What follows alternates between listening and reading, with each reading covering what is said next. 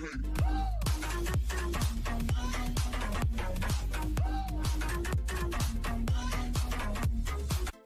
বন্ধুরা, তোমাদের সকলকে স্বাগত জানাই আমাদের চ্যানেল এসপি মুভি ম্যানিয়া। শুধু বইয়ের গায়ে হাত তুলতে পারে, কোল ভরাতে পারে না।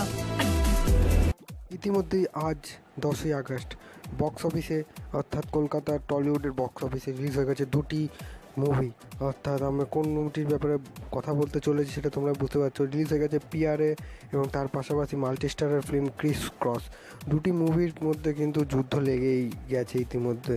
এবং যেহেতু একদিকে পিআরএ মুভি সুরবিন্দার ফিল্মস প্রোডাকশন হাউসের পক্ষ থেকে সেই পুরনো শ্রাবন্তী এবং সোহমের ধামাকাজ্জার জুটি, এবং অন্যদিকে টলিউডের 5টা সুন্দরী নায়িকাকে নিয়ে বিশ্বা দাশগুপ্ত এক মুভিতে সম্পূর্ণ নতুন কনসেপ্টের ওপর গড়ে তুলেছে। স্যাডনেস সব রকমই আমরা দেখতে পাবো এই মুভিটি। কিন্তু তার ক্রিস ক্রস মুভিটি তোমরা যারা দেখেছো বা দেখবে বলে ভাবছো, এই মুভিটি কিন্তু সম্পূর্ণ একটি অন্য কনসেপ্টের ওপর ভিত্তি করে হলেও এই মুভিটি কিন্তু ভালো করে চিত্রায়িত করতে পারেনি এই মুভির ডাইরেক্টর বিশ্বা দাশগুপ্ত। তিনি অনেকটা চেষ্টা করেছেন কিছু নতুনভাবে নতুন একটি সিনেমা তৈরি করার, কিন্তু এই মুভির শেষের দিকে যদি তোমরা মুভিটি দেখো বুঝতে পারবে কোনো রকমভাবে তিনি মিল দেখাতে পারেননি। এবং তার পাশাপাশি সবকটা ক্যারেক্টারগুলোকে যেভাবে তিনি ফুটিয়ে তুলেছেন তাদের জীবন কাহিনী, সেটির কোনো এন্ড তিনি সেভাবে দেখাতে পারেননি। কিন্তু অন্যদিকে পিআরএ মুভিটিতে কিন্তু সম্পূর্ণ জমে উঠেছে, কারণ এই মুভিটিতে টোটালি একটি রোমান্সের এবং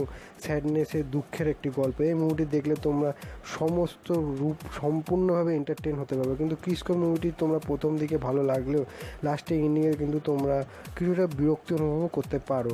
তাই তোমরা বন্ধুরা, তোমরা কোন মুভিটি দেখেছো বা দেখবে বলে ভাবছো জানিয়ে দাও।